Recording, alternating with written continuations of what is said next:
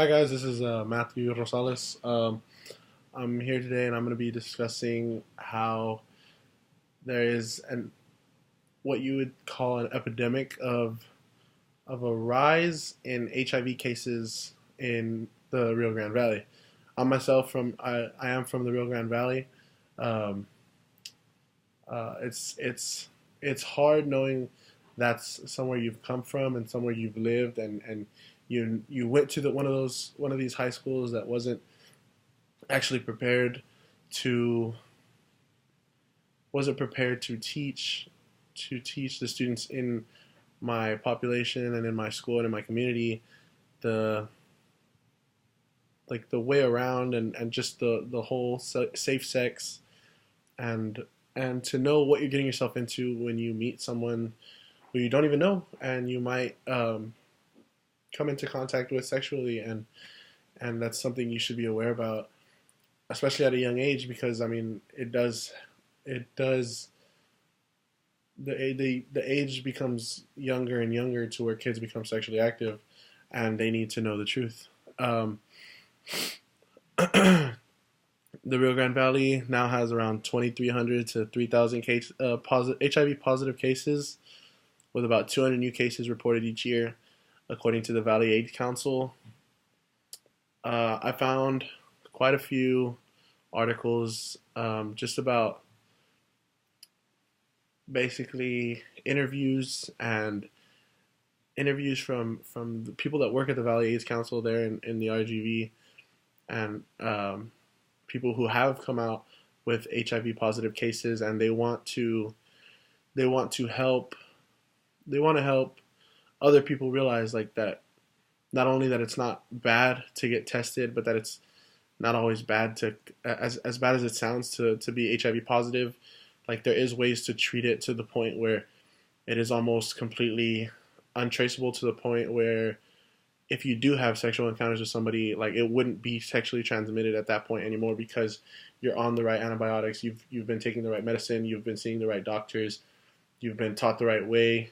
And the thing is, it's good to know all this, but a lot of times, like, a lot of the schools in the valley don't have the education being taught to them in schools, high school or middle school. They don't provide these classes. Some schools provide a health class, which is also obviously about health, but it's not very in depth about the the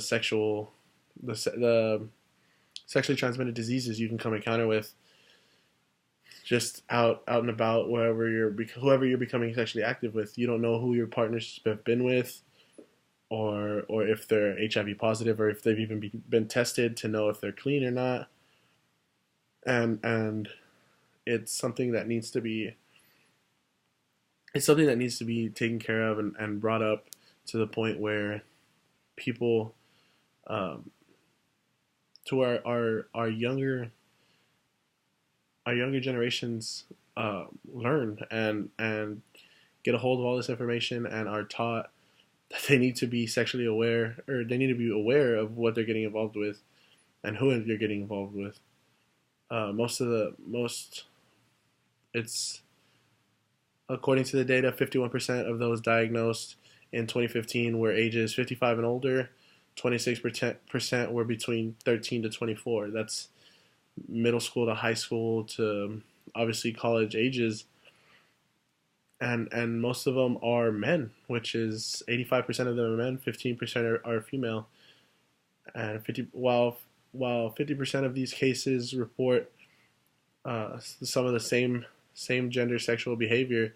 50% identify as heterosexual. So it's not just it's not a homosexual, like, oh, just because I'm not gay doesn't mean that you cannot come in contact with the disease, because some people are bisexual, and things can be transmitted from one guy to another, to a woman, or from one woman to another, and it's possible to get involved with the wrong people, and they might not be the wrong people. They might just not know that they were in contact with somebody who was HIV positive, because they haven't been tested, or they have been tested and they don't want to tell you that they are HIV positive, and that's not what is right. So basically, you need to know your sexual education. You need to be taught.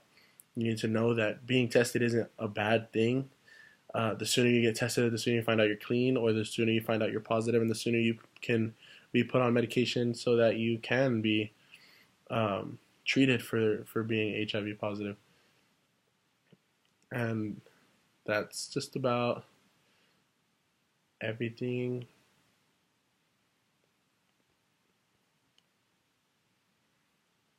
That's just about everything I can tell you for now. I want to say thank you to my professor for helping me actually learn some of this from writing this paper. I probably wouldn't have known a lot of this information if I hadn't done it. Thank you.